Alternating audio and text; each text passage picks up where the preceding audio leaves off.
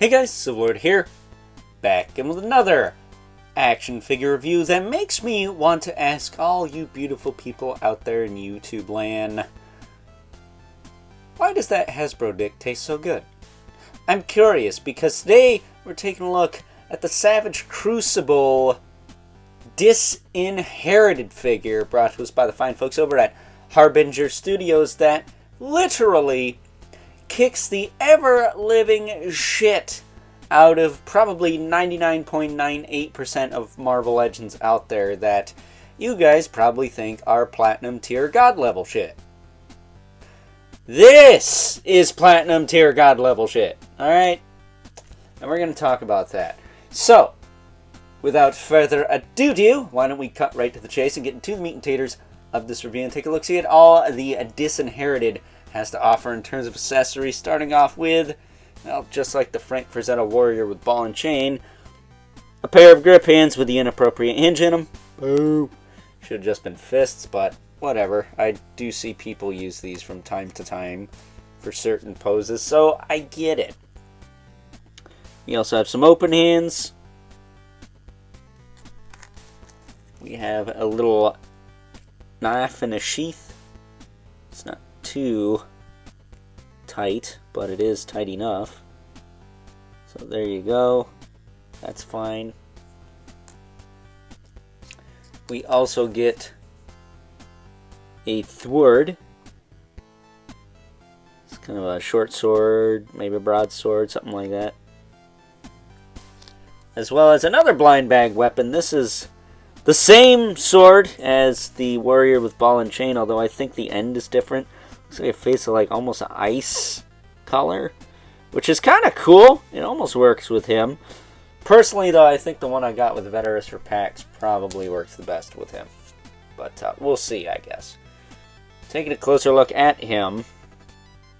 Aside from the helmet being a little warped on this one horn here, which hairdryer can straighten that out, no problem. This figure fucking rocks. I don't give a shit. This is hands down one of the best figures of the year, so long as the Cthulhu guy from this line doesn't come out. That's about the only thing that would give this guy a run for his money. Hands down, no contest. I freaking love this figure. This figure is unequivocally fucking bustin', to say the very least. So, yeah, winner, winner, chicken dinner. Look at this freaking skeleton armor, though. This is ridiculous. Is this backwards? This isn't backwards. Is this backwards?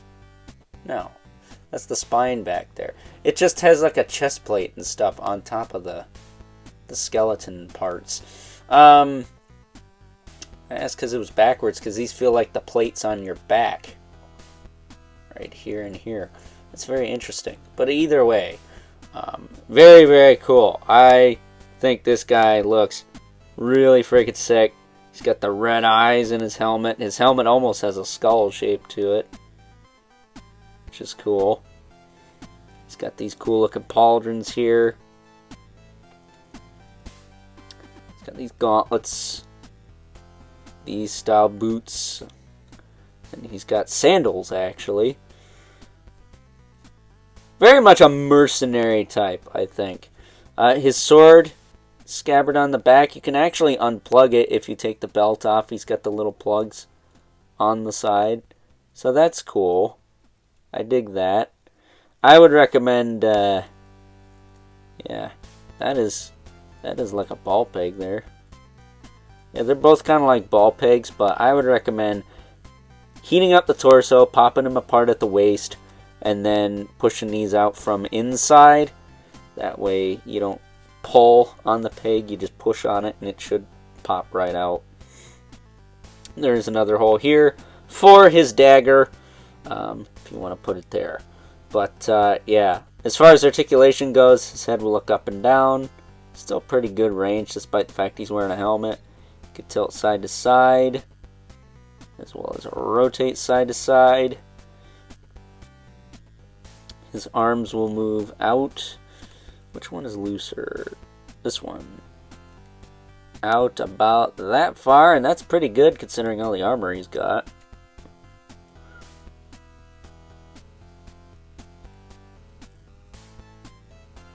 can rotate. He's got that beautiful butterfly. But again, it feels like it's mostly for forward range, not so much backward. He does have the bicep floaty cap thing, as well as double elbow, which is really where you get your rotation for the bicep. So that's fine. Swivel at the gauntlet. Like some figures in this wave, he actually has legit gauntlets that plug into the forearm there. He does have the correct hinge for holding stuff in the wrists there, so that's nice. He's got black skin, which is pretty... makes me believe he's not human, to say the least.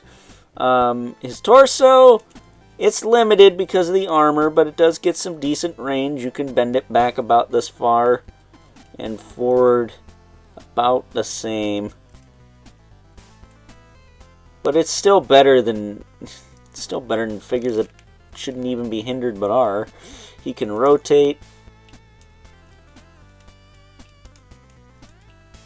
a little bit. There's a little bit of play in there. And then he can tilt a little bit as well.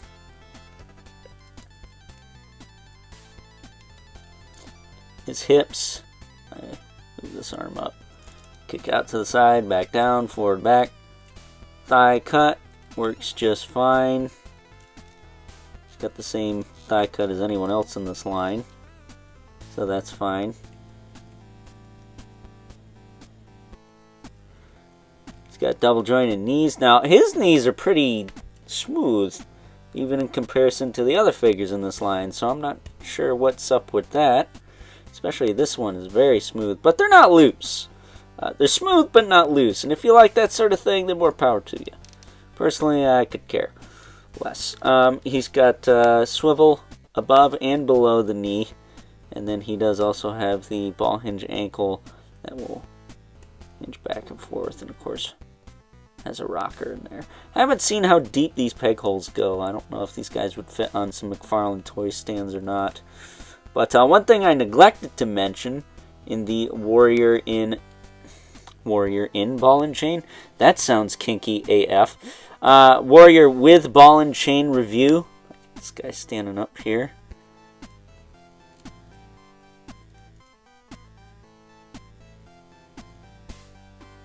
I mean, bam, there you go. That's pretty much it.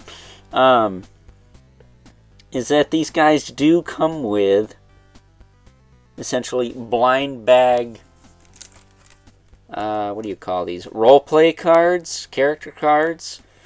So you get them in these nice foil bags. I don't really care about that type of stuff. I tend to send those to my buddy Patrick from the Mythic Legions Cabal. So, yeah, if you want him, well, tough shit. But, yeah, I love this figure. He is awesome. Definitely a figure of the year so far. There is no doubt about that. So, with that being said, it is time now that we move right along and take a look at some size comparisons. First up, here is good old Disinherited, alongside the only other characters I have from this current Savage Crucible wave of Barbarian figures. We have the Shunned, who I will have a review going up of later today, as well as the Frank Frazetta Warrior with ball and chain, who we took a look at yesterday. So please check that out if you haven't already. Would really appreciate it if you did. And as I mentioned in that review, these guys share the same body buck, so they're pretty much the same height. The real test is who's got the tallest helmet. I'm pretty sure Disinherited has the tallest helmet due to the horns, but your mileage may vary, I guess. So getting them out of here.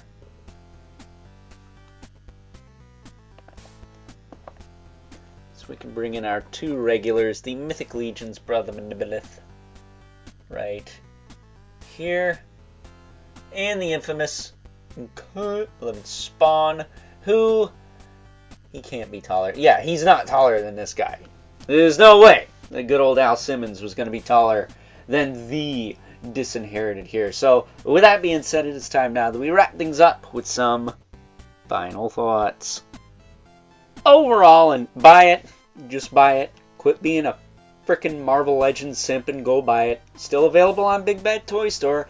I checked before recording this video. Because yes, this is definitely going to be one of the top figures of the year. Probably top 5, possibly even top 3. Time will tell. I freaking love this guy. No homo. He is freaking fantastic. So just do yourself a favor and go buy it already. So with that being said, hope you guys enjoyed this review. Until next time, catch you guys later.